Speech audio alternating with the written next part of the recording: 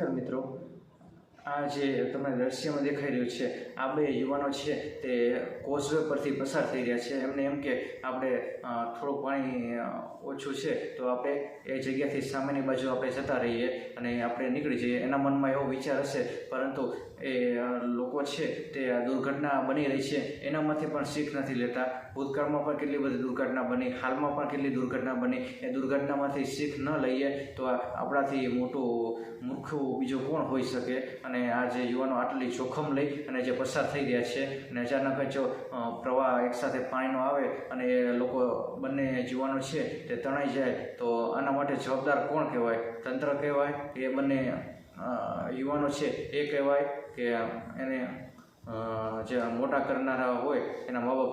આમાં કોનો દોષ ગણવાનો એક સૌથી મોટો સવાલ છે. કારણ કે આ કેટલી બધી દુર્ઘટનાઓ જે બની રહી છે એ દુર્ઘટનામાંથી પણ લોકો શીખતા નથી. તો લોકો ક્યારે શીખશે આખરે? એક સૌથી મોટો એ સવાલ ઊભો થઈ રહ્યો છે. અને આ યુવાનો આટલો બધો જોખમ લઈ રહ્યા છે અને એને કંઈ મરવાની પણ બીક નથી. આવી રીતે છે તે કોઝવેમાં પાણીમાંથી એટલા પ્રવાહ પાણીનો છે એનામાંથી પસાર થઈ રહ્યા છે યુવાનો.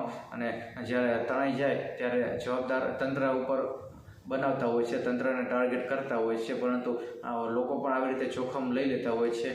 જે અત્યારે હળવદના ઠવાણા ગામની જે ઘટના બની, ટ્રેક્ટર છે તે તણાઈ ગયું અને એમાં કોઈ સારા જાગૃત નાગરિક હશે તો એને પણ એમને સમજાવ્યા હશે કે રહેવા દો, કે અત્યારે ટ્રેક્ટર અહીંયાથી ના જવા દેવાય, પરંતુ માન્યા નહીં અને ટ્રેક્ટર છે તે જવા દીધું. અને કેવડી મોટી દુર્ઘટના ઘટી એ આખા ગુજરાતે જોઈ છે. અને એ બધામાંથી જો આપણે શીખ નથી લેતા, જો આપણે ભૂતકાળમાંથી શીખ ના લઈ શકીએ તો આપણું ભવિષ્ય છે તો એ એના જેવું રહેવાનું છે. એ આપણે બધાએ સમજવું જોઈએ અને આપણે આ બધામાં ભૂતકાળમાં બનેલી ઘટનાઓથી આપણે શીખ લેવી જોઈએ.